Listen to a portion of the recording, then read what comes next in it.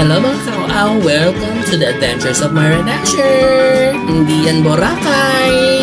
Dito lang yan sa Patar Public Beach sa may Bolinao. But before that, pumunta muna kami sa Lighthouse. May environmental fee to na 80 pesos kung hindi pa kayo sinisingil doon sa resort niyo, ha? Actually, pagkatapos namin doon sa AMS, dito na nga kami pumunta sa Patar Public Beach. Actually, kung side trip lang namin to pagkatapos sa AMS, so eto na. Day tour technically. Ito yung pinaka-entrance, guys. So may lalapit sa inyo, tatanungin kung meron na kayo environmental fee. Kasi wala silang sinisingil na entrance. Kailangan lang environmental fee. Meron silang parking fee na 80 pesos. So ayan, malaki yung parking nila dito. Guys, ito ang itatype nyo ha kung maghahanap kayo sa Facebook Resort or Transient near Public Beach here in Patar. So, kung ito na talaga yung gusto nyong puntahan at medyo tight ang budget, this is for you. Kasi, actually, itong umaga lang namin nalaman nung may nag-recommend sa AMS na try namin dito. Kahit public or day tour lang. So guys, itutour ko kayo ha. Ito yung pinaka-entrance kung wala kayong sasakyan. Yan, pwede kayong dumaan dito. Pwede din sa kabila meron. So yan si sir. Tapos, may na-feel ba kayo dito? Parang sa Boracay. Diba? Bora feels. Sa mga nakapunta sa Bora, diba? May ganito sa kanila. Yung may dadaanan kang isang skinita. Tapos sa bawat gilid ay merong nagtitinda. Although mas bongga yung mga tinda doon, syempre lahat bukas. So at least may feel na ganon. So ayan, nga lang ito mas maluwag. So, ganyan-ganyan din, no? Pag nakita mo ng konting lakad doon, makikita mo na yung dagat ng Bora. Parang ganito lang din. So, eto na nga, nandito na tayo sa mga kabuhanginan. So, ayan, yan yung mga side na yan, yung mga transient houses. So, yun yung sinasabi ko kanina. So, ito yung mga cottages. This is, I think, 700. Tapos, ito yung nirent namin, yung kubo pa to. This is 500. Tapos may mas mura pa dito, 300. Guys, follow nyo kami sa The Adventures of Myra Dasher sa TikTok, Instagram, tapos Facebook, yun. Tapos yung buhangin niya is almost the same din naman sa iba kasi isang stretch lang naman yung Patar, di ba? Pare-pareho. Although, ang kasi, ang lawak ng kanyang kabuhanginan. Yung sa Patar, ano pangalan nito? Public Beach. Kung nagtitipid kayo, no, pwede na dito, dahil. Tapos yun ay, ano pangalan nun? Yun si Bolinao Treasures. Treasures Hunter. Ay, kaya lang dito rin kayo mag-aano. Dito na lang kayo. Ano yung may, ano na yun? Si Treasures of Bolinao. Yan. Hindi sabihin. Patingin? Mas finer yung... Mas mahal sa treasure. Peaches! Ay!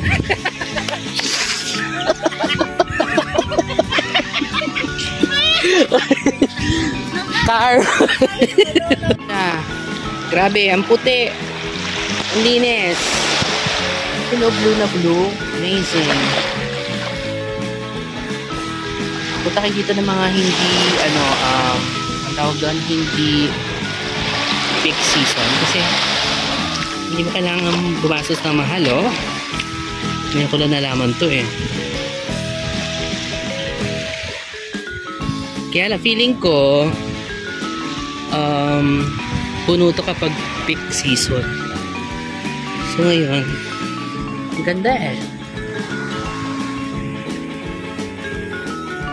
I was overwhelmed sa ganda nito. Sa totoo lang ha, pag nadya kayo, ang ganda niya talaga. Kaya pag sinabing public, huwag nating ismalin. Kasi minsan, kung sino pa yung public, sino pa yung magaganda. So yun, mura pa. Masakit?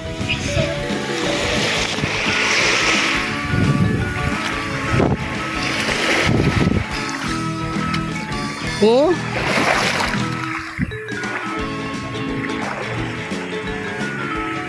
Ang linaw ng tubig. Tsaka hindi malakas yung alon. Grabe. Nagulat ako dito, ah. Grabe, di ba? Mas masarap pa sa private. Grabe.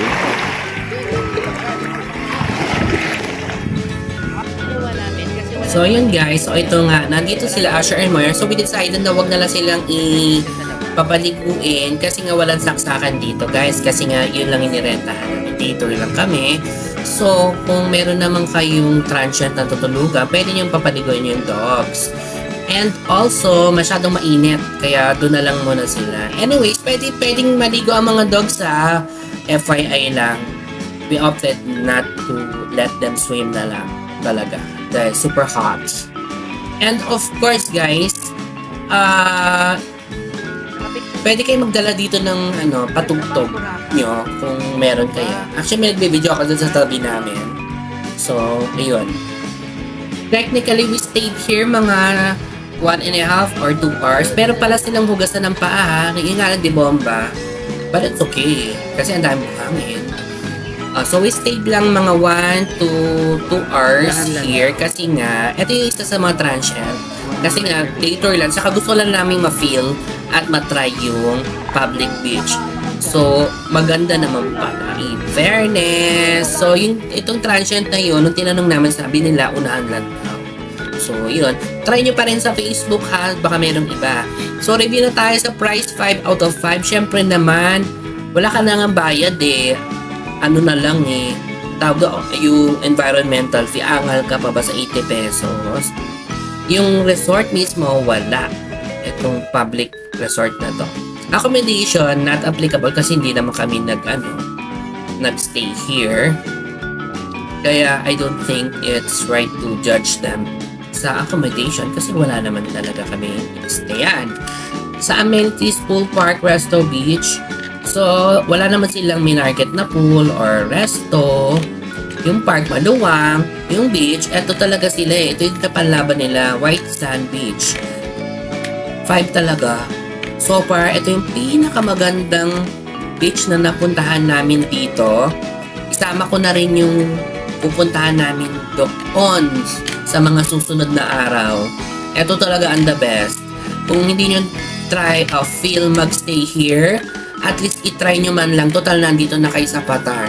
Grabe, siya yung pinaka-ayos. So far, October kami pumunta, so low tide pag umaga. Ganyan na ang low tide. Hindi ko na alam kung pag high tide, malakas na yung current or yung alon. Kasi nga, syempre, mas mataas ang tubig, mas malakas yung alon. Not sure. Try nyo lang din. Tapos, customer service, kahit hindi sila ganoong private, I'll give them 5 out of 5. Kasi polite yung mga tao dito, si Sir. Tapos yung nag-aasikaso sa mga cottages. Mabait naman si Kuya. At saka madaling kausap. Alam mo yun. Pag tinatanong, so nakakasagot naman sila in fairness. Ang ano ko na siguro sana magdagdag sila ng tagalinis ng mga yung mga seagrasses. Kasi mas maganda syempre kung mas malinis. Total may bayad na may environmental. So sana doon din mapunta yung iba doon para may tagalinis ng mga kalat-kalat na gano'n.